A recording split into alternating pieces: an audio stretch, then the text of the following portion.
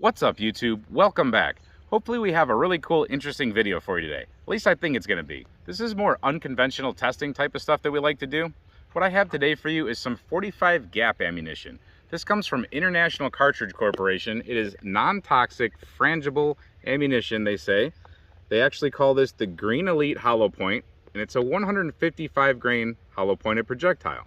We're going to attempt to shoot that today through the Smith & Wesson M&P 2.0 chambered in 45 ACP. So 45 GAP in a 45 ACP. Now, what is 45 GAP or 45 gap? It is Glock's attempt at trying to make their own cartridge, something special that they wanted to do. So they put out the 45 GAP, and I'll show you, it is just a shortened version of a 45 ACP. So there's the GAP, and I'm going to show you one of my hand loads next to it. There's the GAP, here's the ACP. The ACP has a little bit more brass on there, so for the most part, all we have here is a shortened 45 ACP. They're loaded with the same type of projectiles, of course the same size, and generally the same weights. They could be a little bit lighter weight to get a little bit more speed here and there, but you can load them with whatever you want, and it's pretty much going to perform just like an ACP. So I don't know why they did it, but it proved to not be a commercial success because you don't see the guns around, you don't see the ammunition around. I don't know of anybody that carries it. No defensive companies or defensive ammunition companies really make it that I see. Maybe a couple might still make it, but you just don't go to the store and find this stuff anymore. But I want to see how it functions out of a 45 ACP, because people do get these mixed up every now and then at the range or when they're buying things from flea markets, sales, whatever, gun shows, things like that. They can get mixed up. And then when you're sorting brass, every now and then they get mixed up. You'll generally catch that when you're reloading, but they can be a pain in the butt if they get in your system, if you have an automated system, something like that. So can 460 Roland, but the shorter ones seem to slip through. Anyway, we're going to attempt to shoot them single shot through this firearm just to see if they fire. I was messing around with it before, and they do hang on the extractor and sit where they're supposed to sit. So hopefully it fires and everything ejects and goes just normal. I am going to try to fire multiple rounds because I do think that they will actually cycle. I was, like I said, messing around with it and they manually cycle. Let's see if they do it under recoil. Let's hope they don't throw themselves forward, but I'll check every shot to make sure.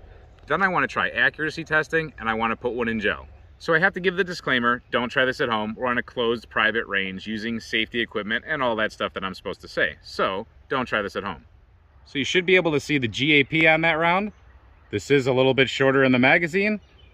Let's go ahead and chamber one. We can see through the loaded chamber indicator hole that it is right there where it is supposed to be sitting. There's a target right back there in the woods a little bit. Actually, let me do this one-handed just because. Well, I did not hit that target, and I don't think I hit that target. No, I did hit that target. It's swinging. I didn't hear it. So that fired. Let me find the case and let's take a look.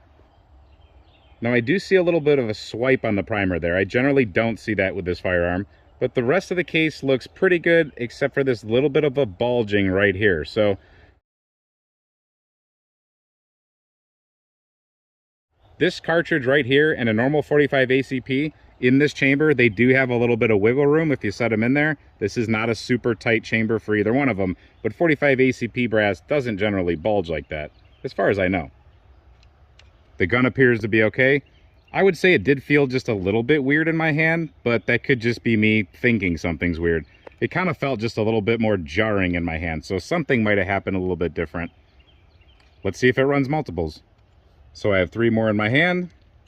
And I'm going to do it on camera so that you guys know I'm not giving you guys shenanigans.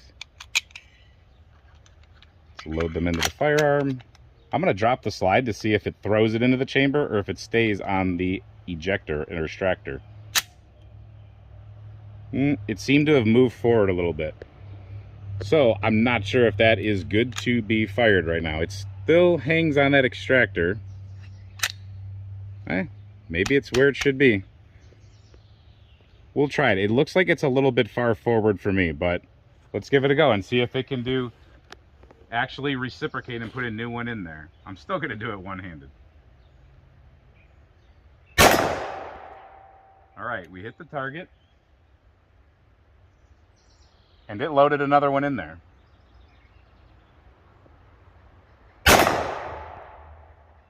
And it loaded another one in there. and it loaded another one in there and shot it. Or it didn't, it ejected the last one and it shot. So you guys know what I'm trying to say. So I'm gonna say again, this does feel weird. It feels like rattly in the firearm. Let's go take a look at the plate real quick. So I wasn't trying super hard to aim really well, but I did hit the plate. That's a man-sized target. It's not the greatest plate, but we did hit it. All right, I'm just gonna run 5 of my reloads through here real quick because I wanna know what 45 ACP feels like in this gun again real quick to get a comparison.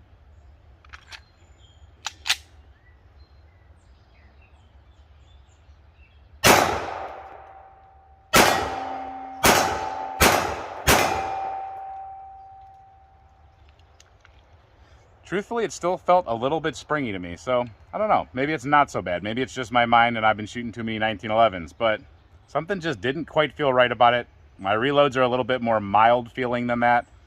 Still, not sure.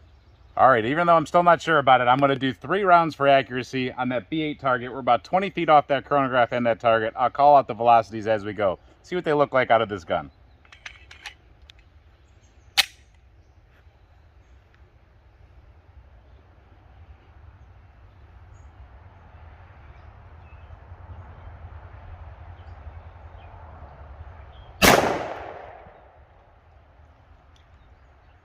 $10.95.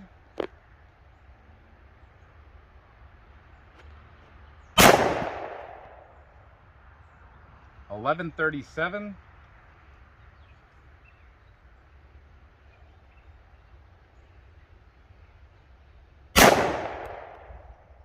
And $10.98. So a little bit kind of messing around there with the velocities, but let's go take a look at the target. So trying to preserve my other hand in case something went bad, shooting one-handed, 3 shots, not a bad little group out of it. The velocities are what they are. Here's the average. And there's the foot-pounds. All right, about 15 feet off that gel and chronograph. Let's let one go. And it still goes right where it's supposed to go.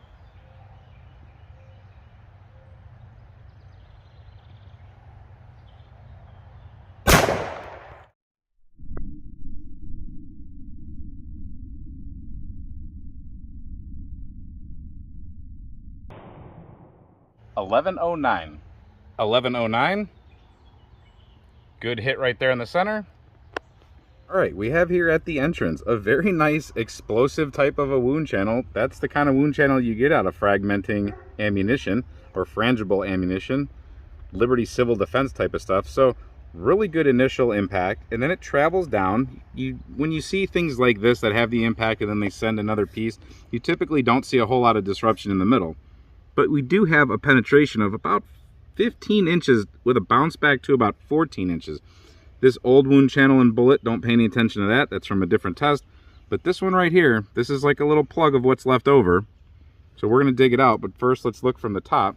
Sorry, this isn't the best gel block. I didn't expect the best results from this test, so I didn't want to compromise one of our good ones with a frangible ammo that tends to make a mess of things. But you can see again here, this very nice explosion. You see basically petals of that bullet fly off here.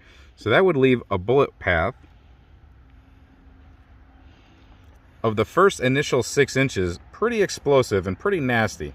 With the continuation, like I said, the 15 with a little bit of a bounce back right there. That falls within what they would normally talk about with FBI standards, I believe. I'm actually, with the foot-pounds that we saw, which is better than most 9mm, this is actually a pretty, decent cartridge, I would say. I'm not going to say it's the best, but I mean, I wouldn't complain about this wound channel whatsoever. And we saw it function out of a gun it's not supposed to be shot in. And we saw it reliably cycle through it, so pretty impressive. So, out of the gun it's not supposed to be shot out of, the 45 ACP, it's got decent accuracy, one-handed, at an okay defensive distance. It performs really well in the gel. It cycles. So, can you shoot 45 gap out of a 45 ACP? Well, at least this one you can. And would it be effective? At least out of this one you can. I don't think your brass is liking it too much, and I don't think the gun probably doesn't like it 100%. There might be something we're doing to the extractor, but I'm not going to keep abusing it. It was less than 10 rounds, and that was a pretty cool test. I liked it. I think we now know that at least, hey, it's worth the shot. If you have nothing else and you need to shoot something and you only have 45 gap and only a 45 ACP pistol, we can probably get away with it. Hope you enjoy this kind of weird testing. Hope to see you at the next batch of weird testing or conventional testing or any videos we do. Thanks for watching this video, and until we see you next time, stay safe, have fun, and keep shooting.